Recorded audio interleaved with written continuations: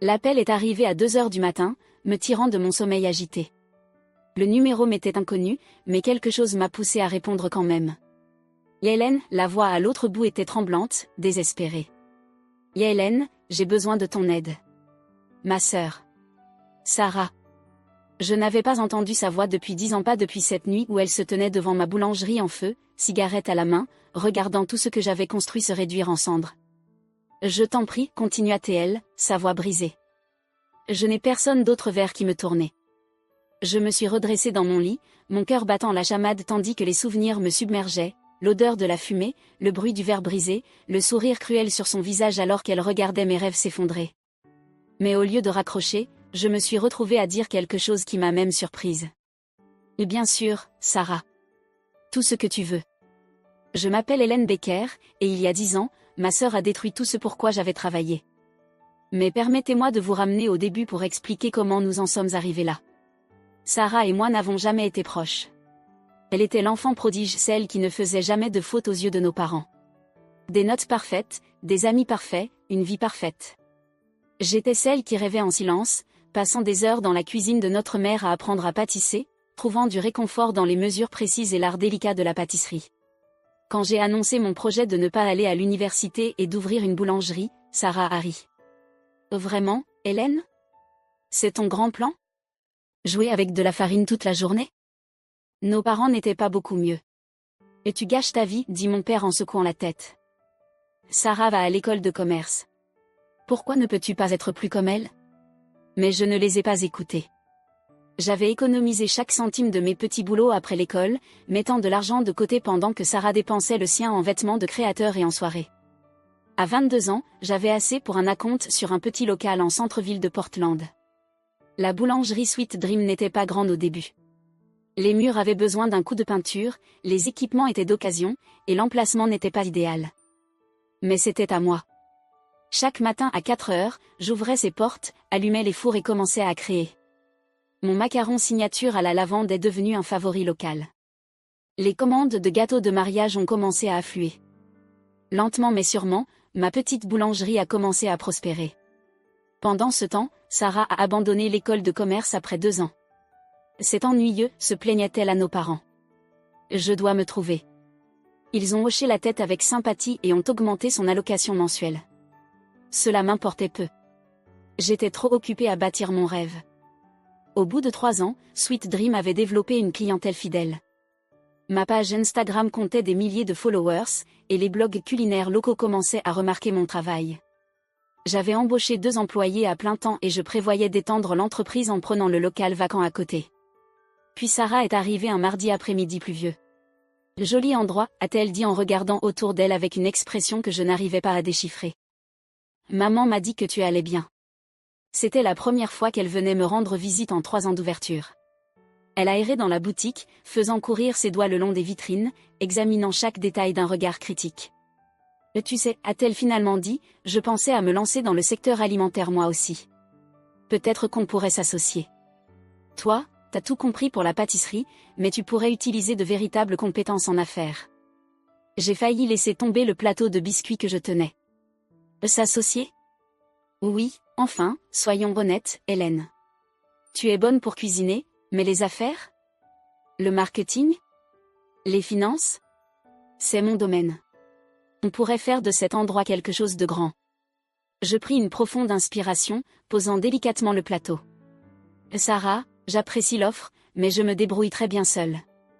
L'entreprise se développe lentement mais sûrement, et j'ai déjà des projets d'extension en cours. Son visage se ferma. Sérieusement? Tu me repousses? Après tout ce que je pourrais apporter à ce projet? Qu'est-ce que tu pourrais apporter, Sarah? Tu as quitté l'école de commerce. Tu n'as jamais eu un vrai travail. C'est mon entreprise. Mon rêve. Je l'ai bâti à partir de rien. Là oui, dit-elle avec un rictus. Ton rêve. Ta petite boulangerie précieuse. Eh bien, bonne chance avec ça, ma sœur. J'espère que tout va bien se passer pour toi. Elle partit en trombe, laissant la cloche de la porte résonner derrière elle. J'aurais dû savoir à ce moment-là que quelque chose clochait. J'aurais dû reconnaître ce regard dans ses yeux. Mais j'étais trop occupée. Trop concentrée sur mes projets d'expansion. 2 semaines plus tard, j'ai reçu l'appel qui allait tout changer. Il était un peu après minuit lorsque mon téléphone a sonné. Miss Baker, c'est le service des pompiers. Il y a eu un incident dans votre entreprise. J'ai enfreint tous les limites de vitesse pour arriver en ville, mais quand je suis arrivé, il était trop tard. Sweet Dream était en flammes, des langues de feu orange et rouge léchant le ciel nocturne. Et là, de l'autre côté de la rue, se tenait Sarah, regardant l'incendie. Je suppose que ton rêve est parti en fumée, dit-elle en prenant une longue bouffée de cigarette. Quel dommage. Si seulement tu avais eu un partenaire pour t'aider à mieux gérer les choses. T'assurer que tous les protocoles de sécurité étaient en place. Je la fixais, la réalité me frappant de plein fouet. Tu as fait ça. Elle haussait les épaules, en voyant la cendre de sa cigarette sur le trottoir. Prouve-le. Et elle avait raison. Je ne pouvais pas. L'enquête sur l'incendie a révélé que quelqu'un était entré et avait délibérément mis le feu, mais il n'y avait aucune preuve concrète pointant vers Sarah. Les caméras de sécurité avaient été désactivées. La compagnie d'assurance a refusé la demande, invoquant des circonstances suspectes. Au final, il ne me restait plus rien, sinon des cendres et des dettes. Nos parents, prévisiblement, ont choisi de ne pas s'impliquer. Nous ne pouvons pas prendre parti, a dit maman lorsque j'ai essayé de leur expliquer ce que Sarah avait fait. Vous devez régler ça entre vous. J'ai quitté Portland une semaine plus tard, incapable de supporter la vue de mes rêves détruits. Je suis allée à Seattle, recommençant à zéro avec rien d'autre que les recettes dans ma tête et la détermination dans mon cœur. Cela m'a pris des années de travail acharné, mais j'ai lentement reconstruit ma vie. Pas avec une boulangerie cette fois, l'idée d'en ouvrir une autre était trop douloureuse. J'ai plutôt orienté mes connaissances vers le conseil, aidant d'autres petites entreprises alimentaires à se lancer et à prospérer. Et maintenant, 10 ans plus tard, voilà Sarah au téléphone, suppliant mon aide. J'ai vraiment tout gâché, Hélène, dit-elle, la voix pleine de larmes. J'ai lancé une entreprise, une vraie cette fois. J'y ai mis tout ce que j'avais. Mais les choses vont mal, et je suis sur le point de tout perdre. Tu es la seule à comprendre ce genre de choses, qui pourrait peut-être m'aider à sauver tout ça. Je fermais les yeux, pensant à cette nuit-là. À l'odeur de fumée et au bruit de mes rêves se consument dans le néant. Puis je pensais aux 10 dernières années, à tout ce que j'avais appris sur les affaires, le succès, et la vengeance servie froide. Où es-tu ? Demandai-je, gardant une voix douce. On se rencontre demain. Je vais voir ce que je peux faire. En raccrochant le téléphone, je ne pus m'empêcher de sourire. Sarah pensait qu'elle demandait de l'aide à sa sœur réussie. Elle ne savait pas qu'elle marchait droit dans le piège que j'avais mis en place pendant 10 ans. Parfois, la vengeance la plus douce met du temps à mûrir. Le café était presque vide lorsque Sarah entra le lendemain matin. 10 ans l'avaient changée. Il n'y avait plus de vêtements de créateur ni de cheveux parfaitement coiffés. À la place, elle semblait fatiguée, abattue, presque fragile. Hélène, dit-elle, glissant dans le siège en face de moi. Merci de m'avoir retrouvée. Je sais que je ne le mérite pas. Je l'étudiais attentivement, remarquant les cernes profondes et la manière tremblante avec laquelle elle tenait son sac. Raconte-moi ce qui se passe, dis-je, gardant la voix neutre. Elle prit une profonde inspiration. J'ai ouvert un commerce il y a 2 ans, une boutique de luxe. J'ai utilisé toutes les connexions que j'avais, même convaincu maman et papa d'investir. Au début, tout allait bien, mais maintenant, elle s'arrêta, clignant des yeux pour retenir ses larmes. J'ai fait des erreurs. J'ai fait confiance aux mauvaises personnes. Le magasin est englouti par les dettes, et je viens de découvrir que mon associé a détourné de l'argent. Je portais lentement ma tasse de café à mes lèvres, laissant ces mots résonner dans l'air. Combien ? Presque tout, murmura-t-elle. Un demi-million de dollars, disparu. Et le pire, l'investissement de maman et papa, aussi parti. Ils ne le savent pas encore. Je ne peux pas les affronter, Hélène. Je ne peux pas leur dire que j'ai tout perdu. L'ironie n'a pas échappé à mon esprit. Voici Sarah, confrontée à la perte de tout ce qu'elle avait construit, exactement comme moi, il y a 10 ans. Mais, tandis que ma destruction venait de sa méchanceté, la sienne était la conséquence de ses propres mauvaises décisions.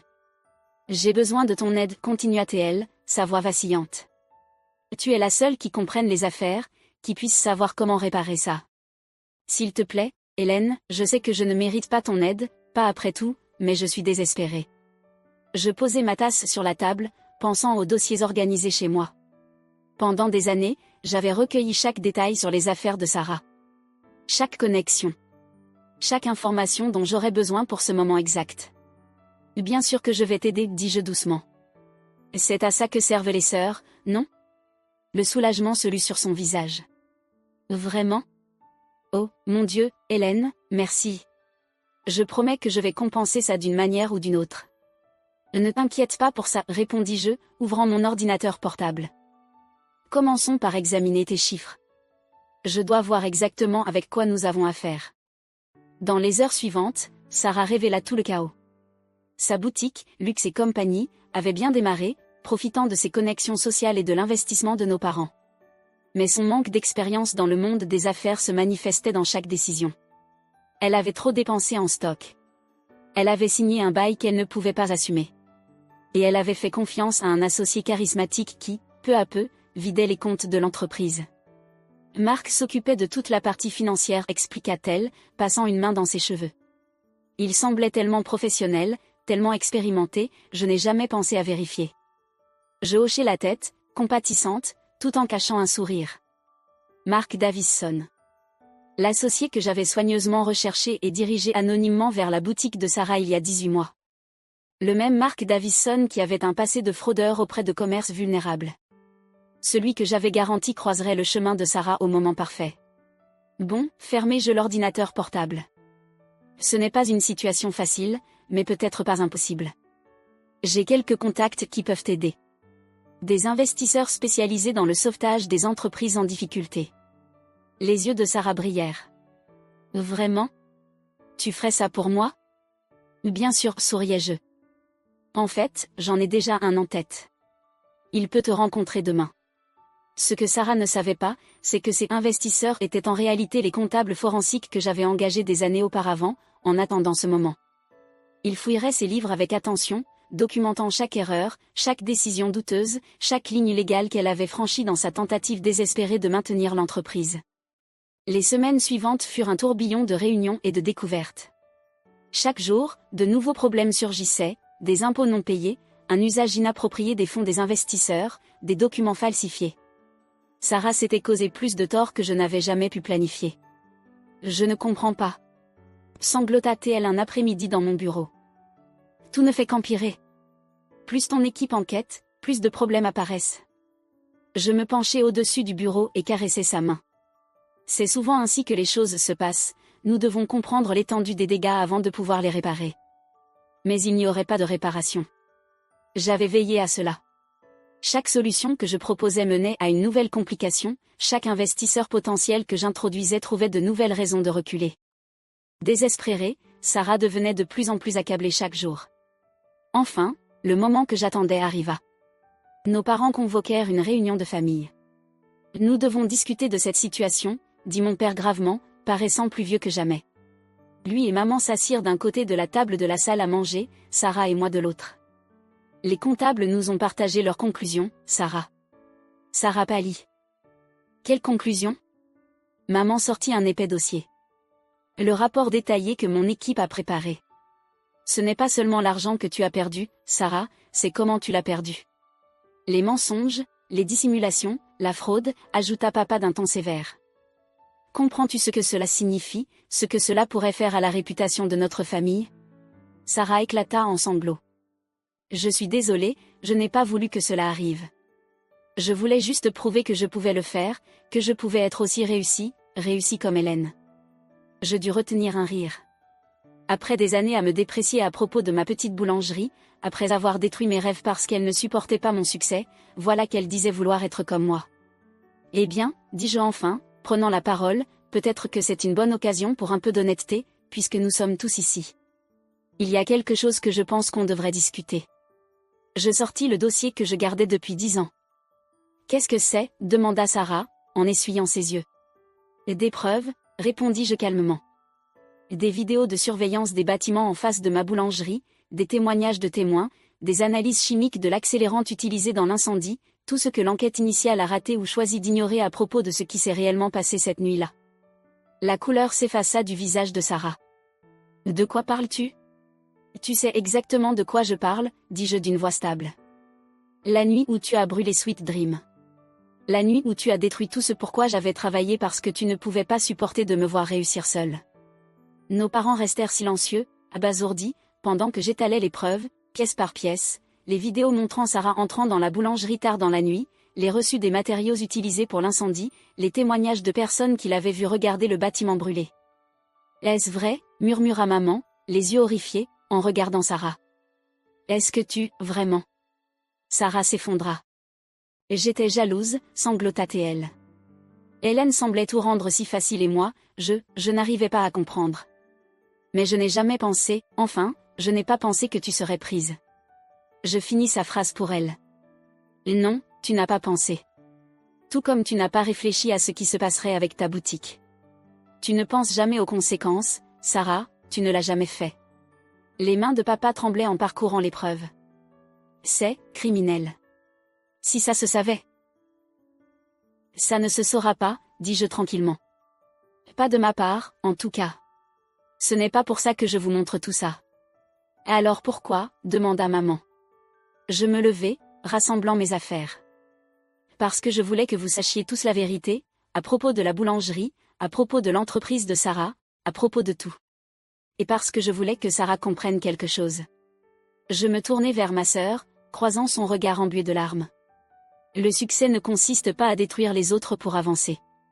Il s'agit de construire quelque chose de réel, quelque chose qui dure, quelque chose que tu n'as jamais appris à faire. Je marchai vers la porte puis m'arrêtai. Et Sarah, considérons-nous à égalité maintenant. Ton entreprise est finie, les comptables s'assureront de cela. Mais tu ne seras pas inculpé, ni Mark Davison. Il a accepté de rendre la majeure partie de l'argent qu'il a pris en échange de son immunité. La compréhension se dessina dans ses yeux. Toi, tu as tout planifié, tout ça ? Je souris. Disons juste que j'ai appris beaucoup de choses sur les affaires au cours des 10 dernières années. Y compris comment servir la vengeance à la température parfaite. En conduisant chez moi ce soir-là, je me sentais plus légère que je ne l'avais été depuis des années. Le poids de cette boulangerie brûlée, de la trahison de Sarah, avait enfin disparu. J'avais obtenu ma justice, non par la destruction comme elle l'avait choisi, mais par la patience et une planification minutieuse.